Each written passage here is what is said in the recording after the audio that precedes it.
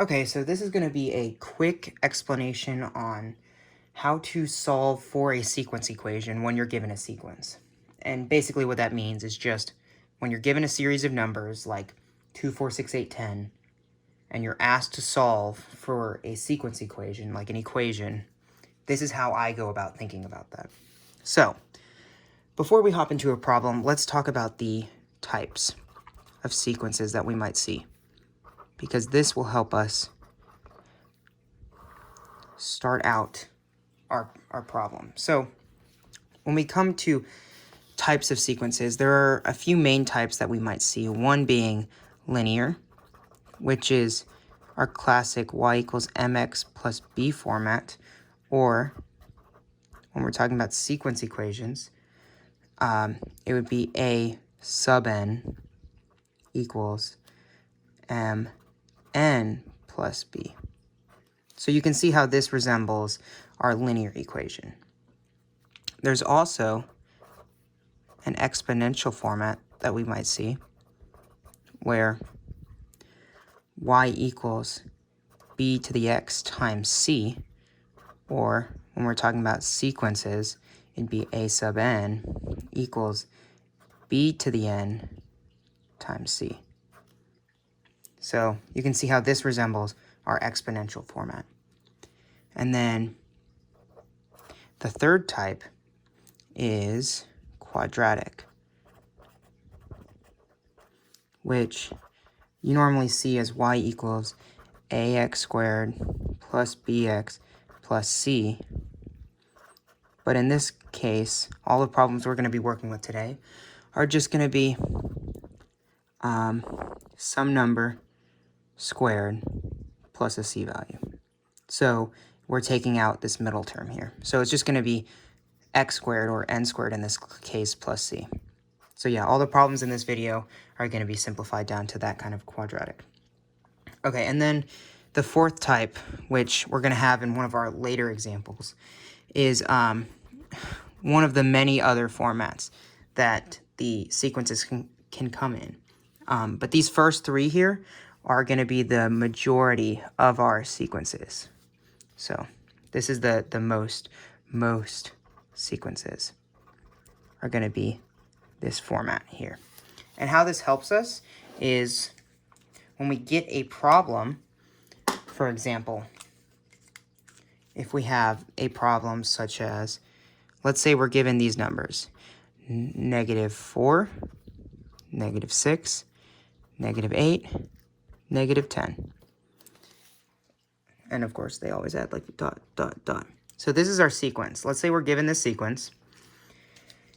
Right off the bat, we can determine which format we're trying to fit. So in this case, we have a rate of change of, well, we're going down 2 here, so subtract 2. We're going down 2 here, so subtract 2. And we're going down here, subtract 2. So because this is subtracting by the same number every time, this falls under linear. Okay, let's say we were given the sequence, let's say 2, 5, 8, and 11. Okay, and you can probably already see something similar. The rate of change here is +3, +3, +3. Okay, so this would also fall under linear. Okay, now let's talk about another example. What would fall under exponential? Well, let's say we had a sequence like this.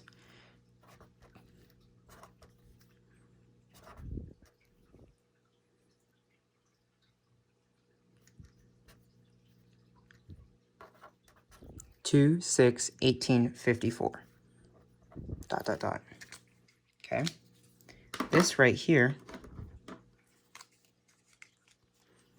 is going times 3, times 3, times 3. That looks like a plus 3, but that's meant to be times. So because this is multiplying each time we go up, it's going to fall under exponential. Same thing if we were dividing. If this was the other direction, if it was 54, then 18, then 6, then 2, ... we'd be dividing by 3 every time, and that would fall under exponential. Okay, let's see. An example of a quadratic would be something where, and this falls more under two perfect squares. So if you're given a problem, like, let's say you're given the problem 2, 5, 10, 2, 5, 10, 17, ...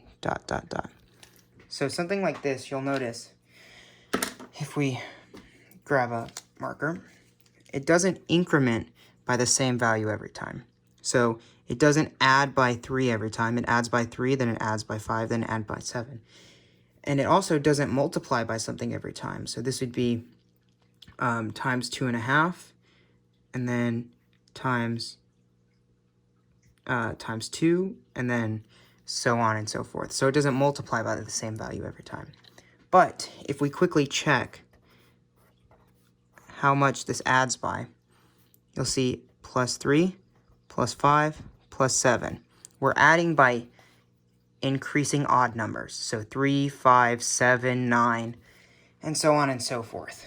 If you ever see anything kind of like that, you know that this is going to fall under a quadratic format.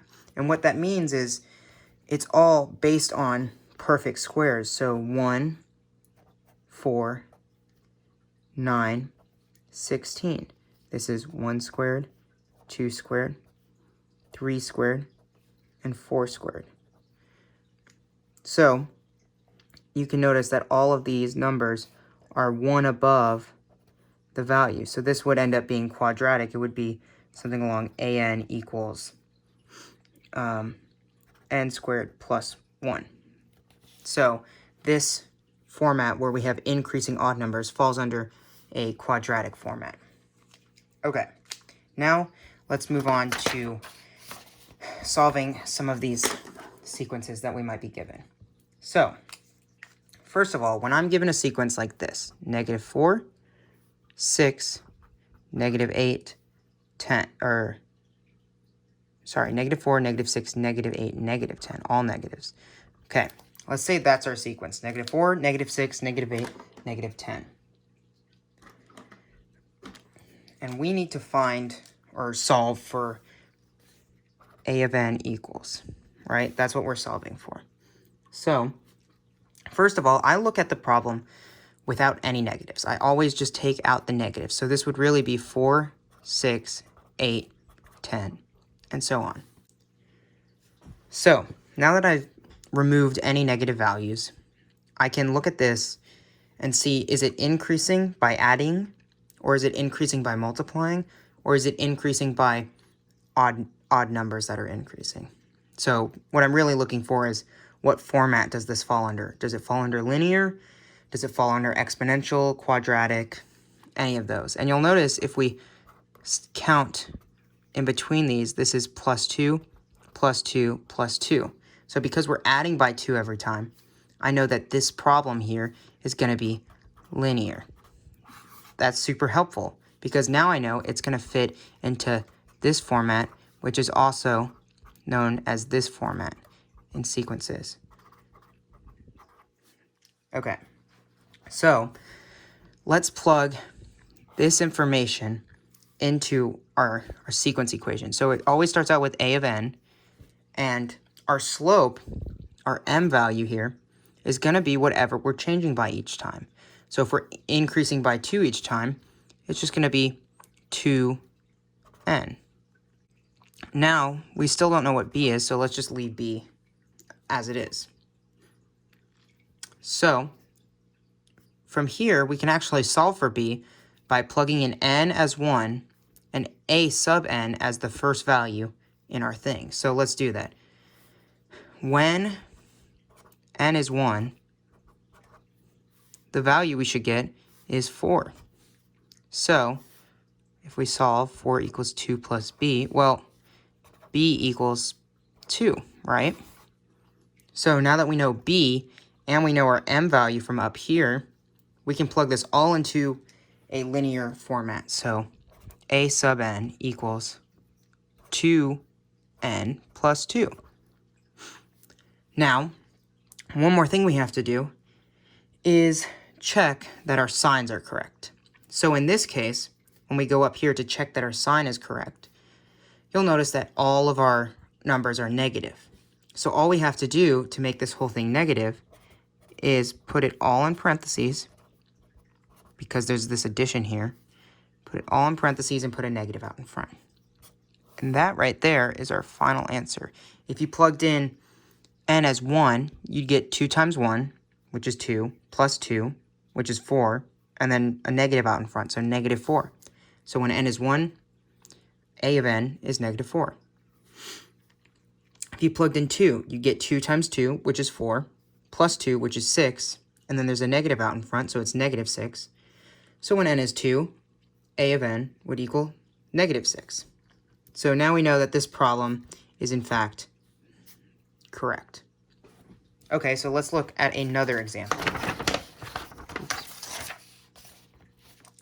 Let's say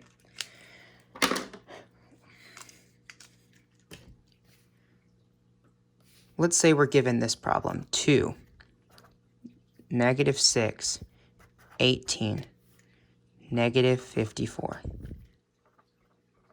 Right? 2, negative 6, 18, negative 54. I know that's a little bit hard to see, but don't worry. We're about to rewrite it. Okay, so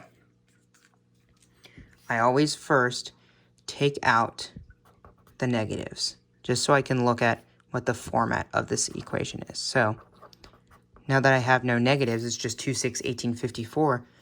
I can see that we're multiplying by 3 each time. Right? So times 3 times 3 times 3. Now that I know that, I know this falls under our exponential because we're multiplying by something each time. So if I know it's exponential, I'm going to be plugging it into the y equals bx times c, or the a sub n equals b to the n times c format. So in this case, our rate of change, this thing right here, gets plugged in for b. We would get a sub n equals 3 to the n times c. Now, in this problem, we can do the exact same thing as we did before. We can plug in n as 1 and a of n as the first number in the sequence and solve for c.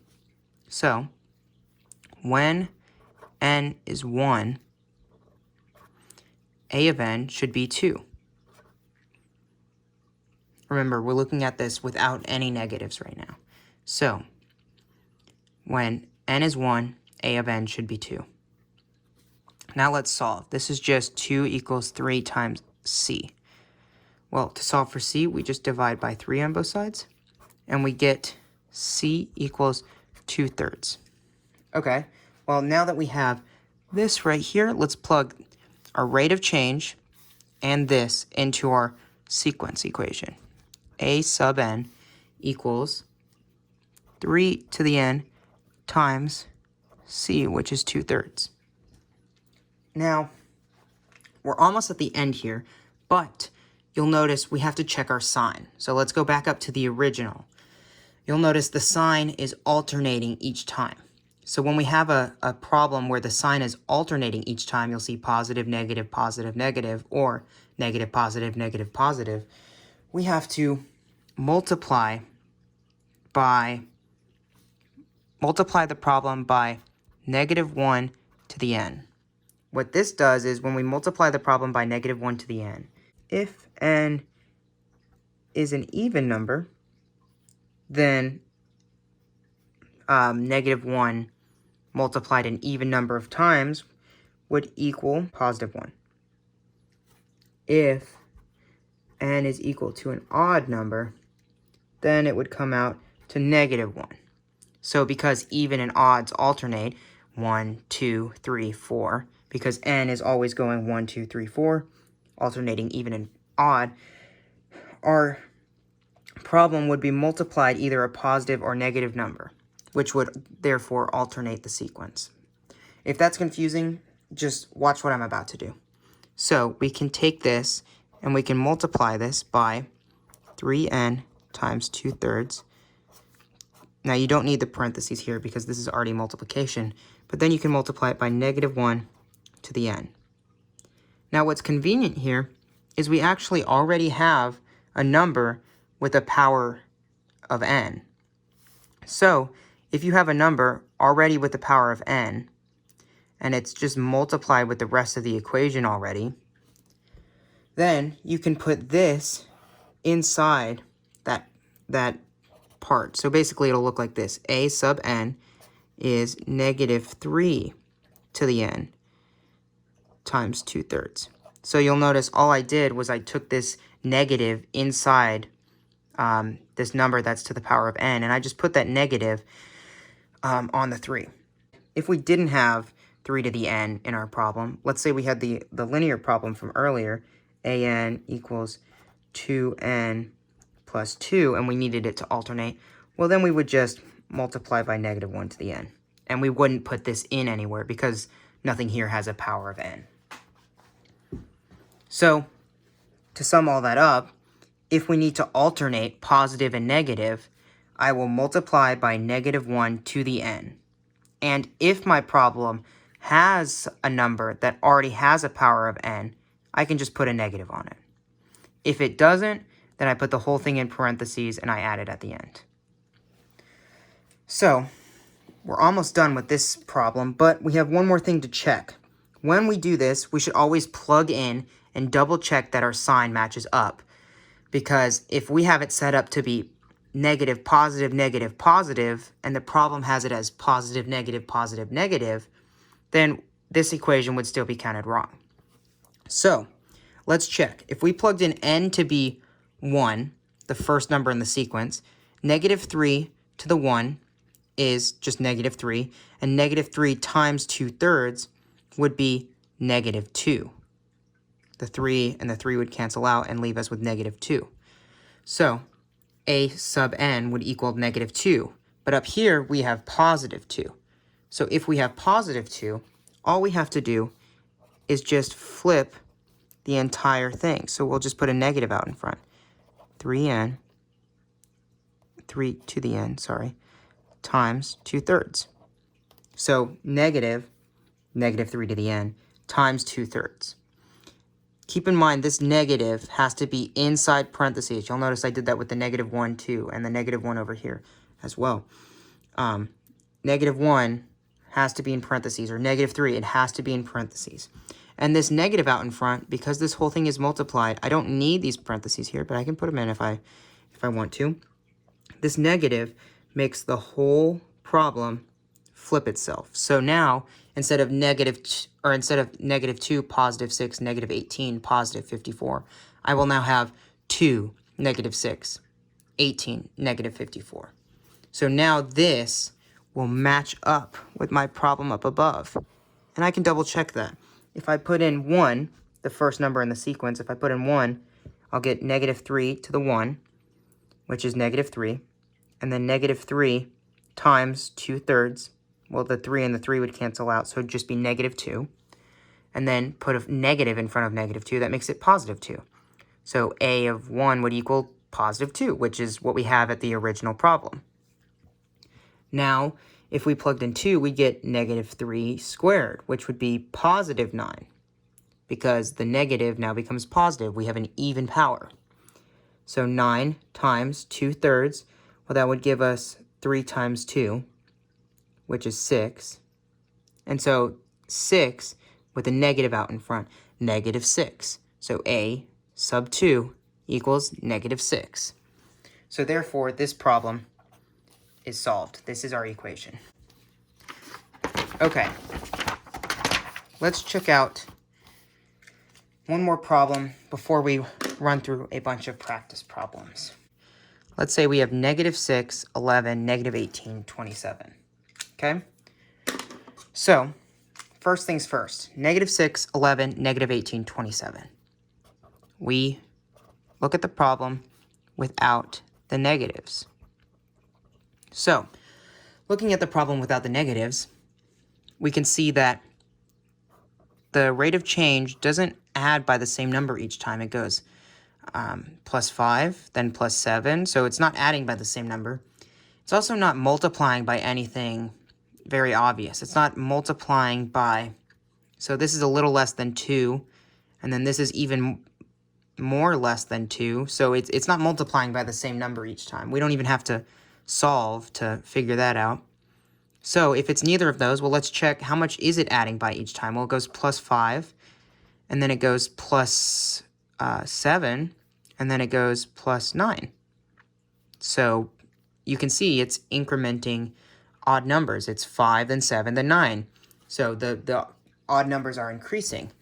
And when we have this kind of scenario, we know we're looking at a sort of quadratic format. So that would fall under our y equals ax squared plus bx plus c, or as we see in our sequence equations, it's just going to be n squared plus c.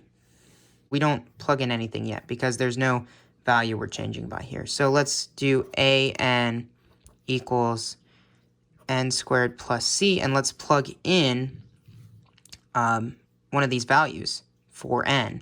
When n equals 1 plus c, you'll see a of n equals 6. So 6 equals 1 squared plus c. So 6 equals 1 plus c. So c must equal 5, correct? Well, let's just check. Let's just check the next problem. If n were equal to 2, we'd have 2 squared plus c. And when 2 squared plus c should equal 11, right? So 11 equals 4 plus c. C's coming out to, so c was equal to 5 here, but c is now equal to 7 here. That's odd. So what's happening here is we have to notice that we didn't start with +3 up here like we did in the other quadratic example I gave. In this case, you'll notice we start with a number that is 2 higher than 2 squared. And here we start with a number that is 2 higher than 3 squared. And here is a number that is 2 higher than 4 squared. So because of that, we're not starting at n, we're starting at n plus 1. So let's rewrite that problem.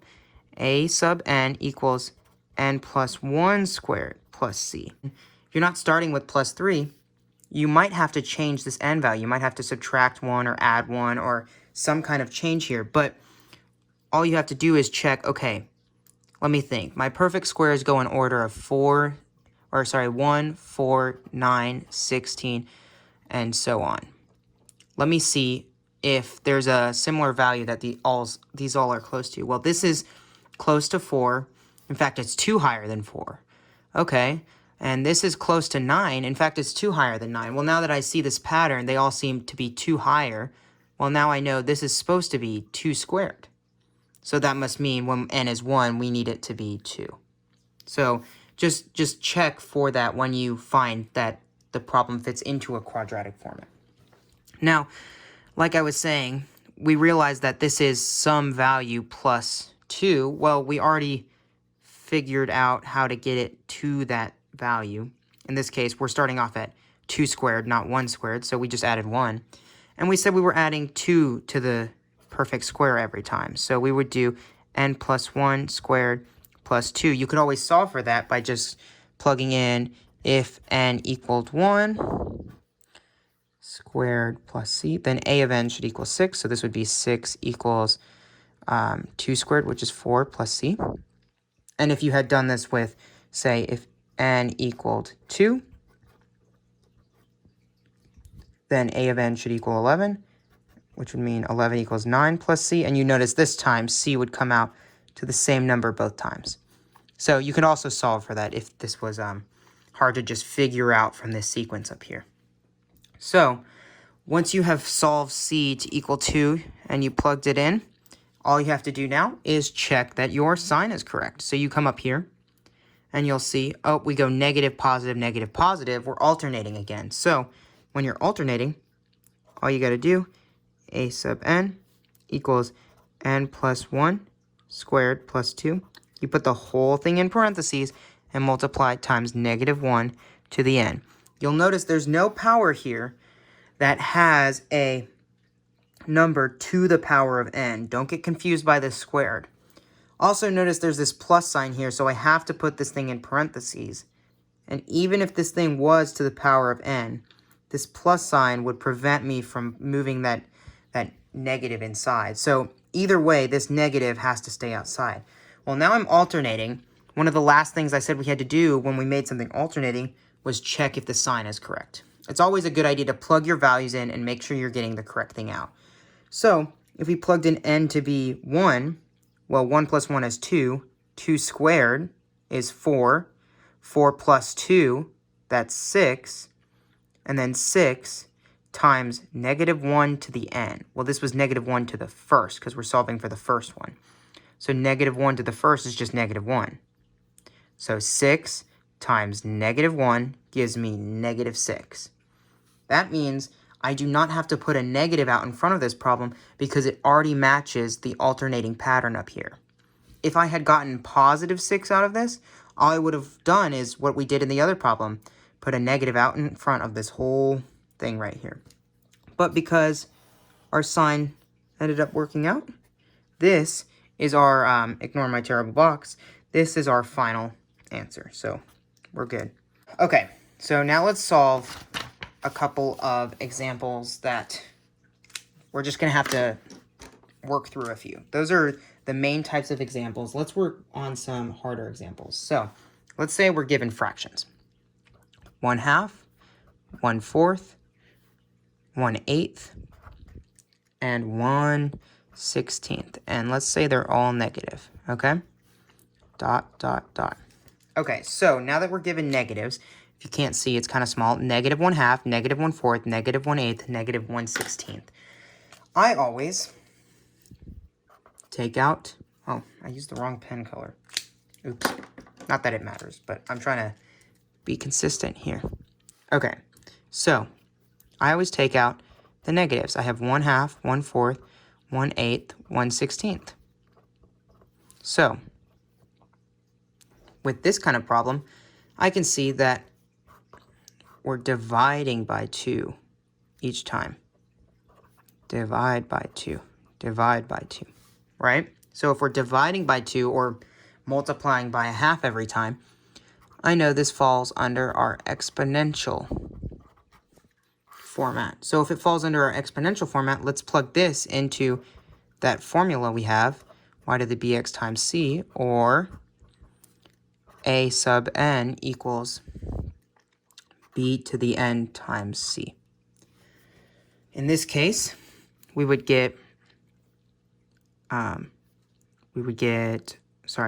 plugging in the b value. So each time we're dividing by 2, which is the same thing as multiplying by 1/2. So multiplying by 1/2 every time. So now we're just gonna plug in a value for n, probably 1, and then put an as the first number in the sequence. So when n is 1, an should equals 1/2, so times c. Well, 1/2 equals 1/2 times c. So if 1/2 equals 1/2 c, c just equals 1. Ignore my terrible c. C just equals 1. So if c equals 1, we can just ignore c. We don't need c anymore because we're multiplying it. And if you multiply a number by 1, it stays the same. So now we know our equation is a sub n equals 1/2 n. Now the one more thing we have to do is check our signs. So all of these numbers were negative up here. So because all of our numbers are negative up here, it makes it really easy. All we're going to do is 1/2 to the n, put a negative out in front. This right here, as I cut off the n on accident there, is our final equation. If you put the negative inside, we would run into that alternating pattern, which is not what we want here. The original sequence has them as all negative numbers. So that's why we put the negative in front. So if you had run through the problem, you could see that this is correct. When you plug in 1, you get negative 1/2. When you plug in 2, 1/2 times 1/2 is 1/4, and then a negative in front, so negative 1/4. When you plug in 3, you have 1/2 times 1/2 times 1/2, which is 1/8, with a negative in front, negative 1/8.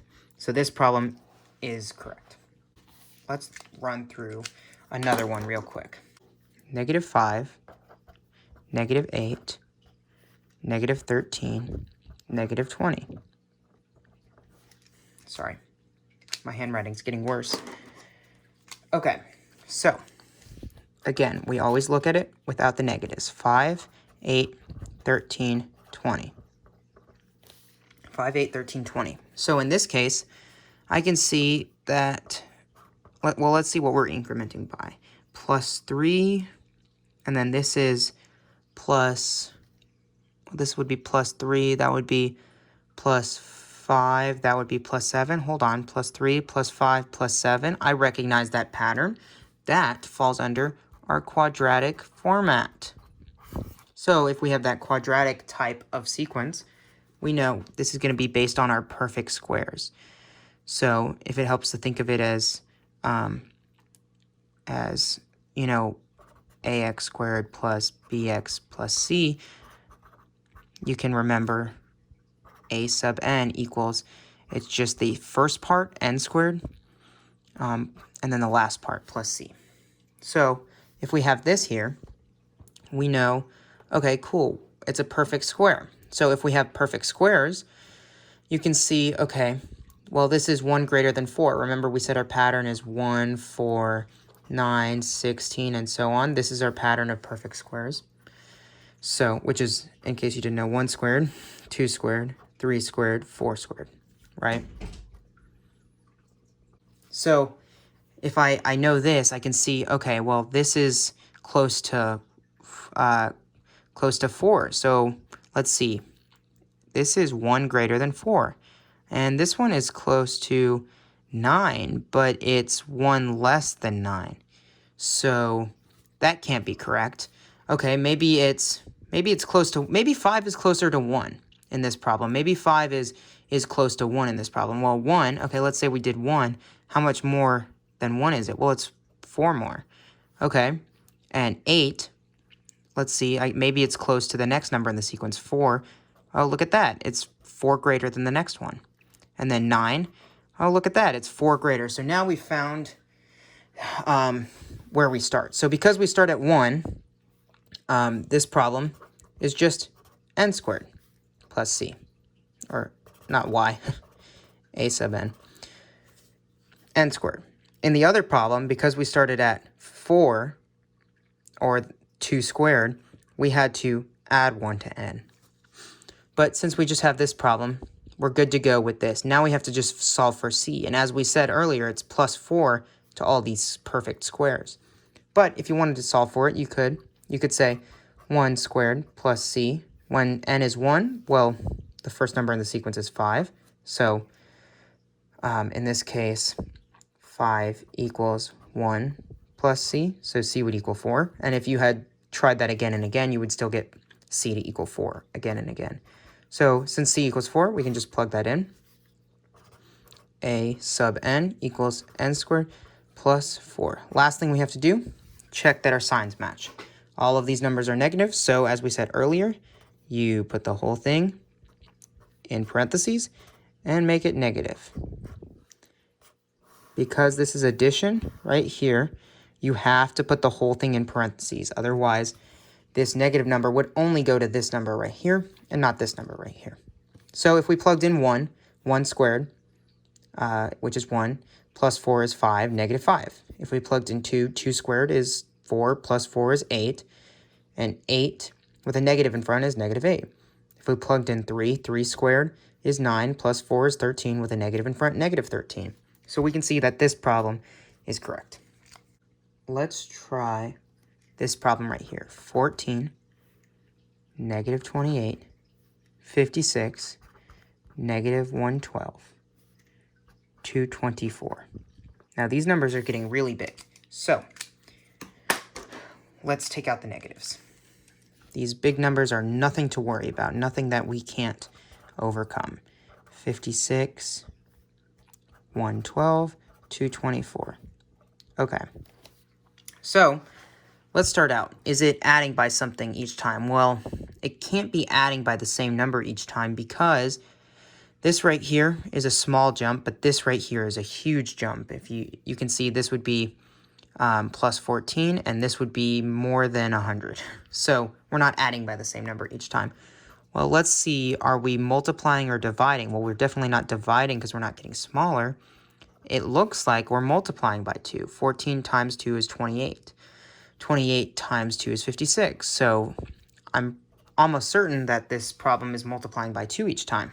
So for a lot of these problems, you're going to have to figure out on your own whether it's multiplying by a number each time, dividing by a number each time, adding by the same number each time, or adding by increasing odd numbers, which would be our quadratic format. So a lot of these problems you'll see or you'll find are based on a little bit of intuition. You kind of have to guess and check or figure out what the pattern is on your own. So now that we know it's multiplying by 2 each time, which falls under our exponential format, we can plug that in to y equals b to the x times c. Or when we're working with sequences, it's going to be a sub n equals b to the n times c. So in this case, we're multiplying by 2 each time. So if we're multiplying by 2 each time, that's our b value. So I keep plugging in y. A sub n equals 2n times c. So let's double check by plugging in, or let's solve for c by plugging in numbers in the sequence. So when n is 1, 2 to the 1, the first number in the sequence should be 14. So 14 equals 2 times c. Well, if we just divide by 2 on both sides, c equals 7. And if we had done this with 28, we would have gotten c equals 7 again. So you can always double check with the next number. So if c equals 7, then we can plug that in. We have a sub n equals 2 to the n times 7. Okay, so, or you can write this as a sub n equals 7 times 2 to the n. Doesn't really matter. Okay, so now that you have this, now we have to check for our sign.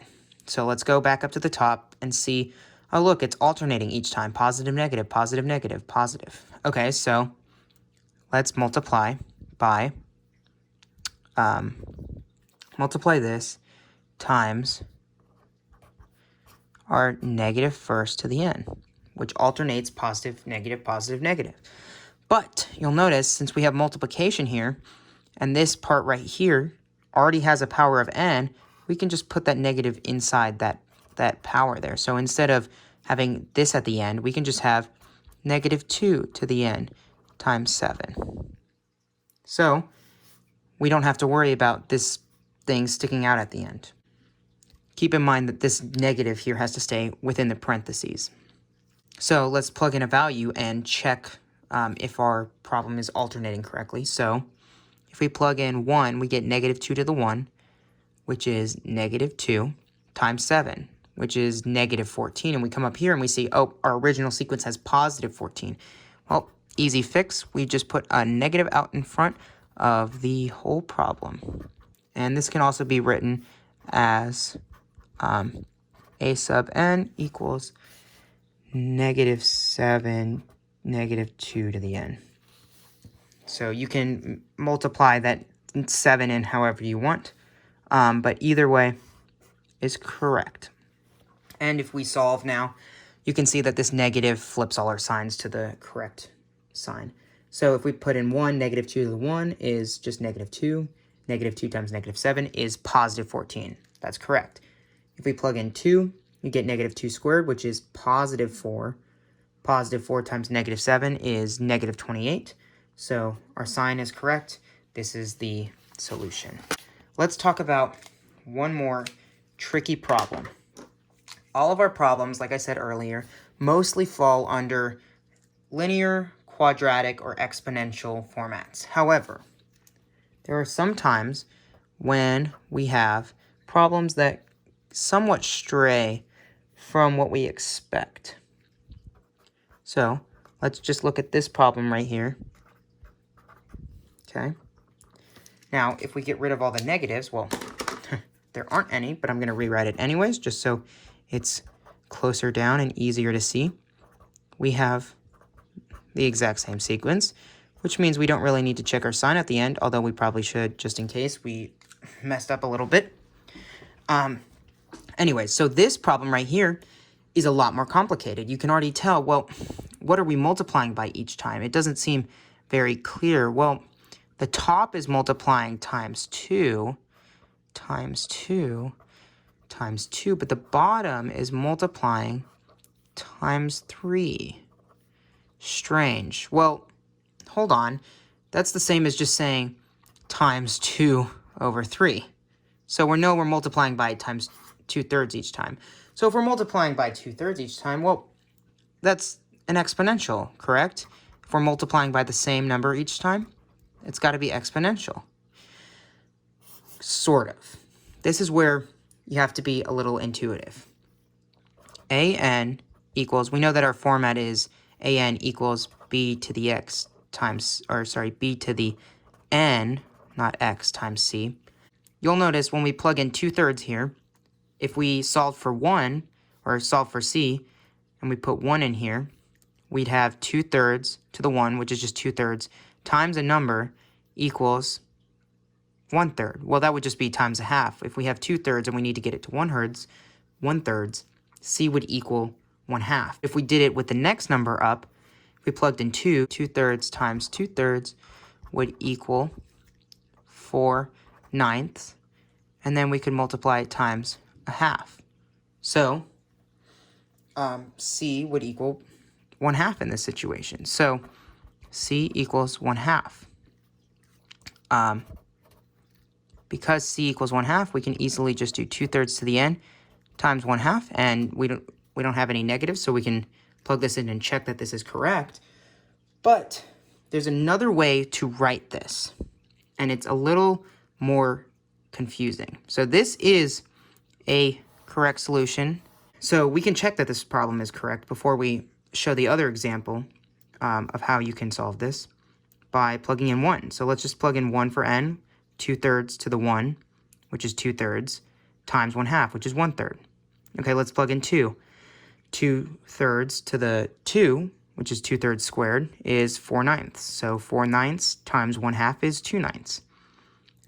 If we plugged in 3, 2/3 to the 3rd power, or cubed, would be 2 times 2 times 2, which is 8/27. And multiply it times a half, we get 4/27. So this works. But another way you can see this, and this way is a little more confusing, is A sub n equals 2n to the negative first over 3 to the n. Now, how on earth do I get that? Well, if you see something like this in a problem or as an answer choice or anything, it's based off of looking at the top and the bottom of the fraction separately. So, if you'll notice, if we just had 2/3 and then we need some power here, we can insert, well, n for both of these, and you'll notice when we plug in 1, 3 to the 1, well, the bottom of our fraction starts out at 3, so that's good. If we plugged in 2, we'd get 3 squared on the bottom, which would be 9, and the bottom of our fraction up here is 9. So here it would just be n on the bottom. If we look at the top part of the fraction, we have 2 to the n. So 2 to the 1 is 2. we don't want it to be 2, we want it to be 1. Well, when would n be 1? 2 to the 0th power would be 1 up here. So, in this case, n here on the top part of the fraction has to be less than 1. And the only reason I'm showing you this whole part right here is just in case you see this instead of this. This works just as well as this problem right here. All it's doing is looking at the bottom part of the fraction and the top part of the fraction separately, rather than as a exponential as a whole. So in this case, you have the top part, which is n, or which is to the power of n minus 1, 2 to the power of n minus 1, and the bottom part, which is just 3 to the n. If this is confusing at all, you can just work through the problem like this, and this answer is perfectly acceptable. So, if there are any questions, feel free to, feel free to contact me. I hope that some of this helped. So I'm going to write out all of the steps that I normally take to solve these problems, all on a list. So first I take the absolute value. So I have the absolute value here, or sorry, I have absolute value, which basically just means I get rid of positives and negatives. No more positives and negatives. It's just all positive values. Okay, so once I take the absolute value, I find the format, the type of function, whether it's exponential, linear, quadratic, or, sorry, other. Once I find that format, I move on to plug in the rate of change. So what that means is, if we're adding by 3 each time, then I would plug in 3 into the slope, the m value in y equals mx plus b. If I'm multiplying times 3 each time, I would make 3 the b in y equals b to the x times c. So that's where we just take the number that we increase by each time, or multiply by, or add by each time, and we plug it into our equation. Then, after that, I take n equals 1, an equals the first number, and I solve for c, or whatever the solve for other variable. Sometimes it's b, sometimes it's c. So, in the case of this right here, I'm solving for this c value right here. In this case right here, I'm solving for this plus c. Once I know my rate of change, I'm solving for that other variable. I can plug in the first number in the sequence and n equals 1 to solve for the other variable. And then plug in the other variable into the equation. So this is one of the easiest steps. You just take your rate of change, which you already have, and plug it into the equation, and the other variable and plug it into the equation. And last of all, you have to check the sign. So this would be checking if you need to alternate, checking if you need to multiply the whole thing by a negative. And once you do that, once you do all of these steps, you always want to just check your work, but this will be your final answer. So once you do all of these, you'll have your final answer, hopefully. So I hope this video helped. These are just the ways I think about going about and solving these sequence problems. These aren't the only sequence problems that there are, but these are some of the simplest and some of the basic problems that we're going to see.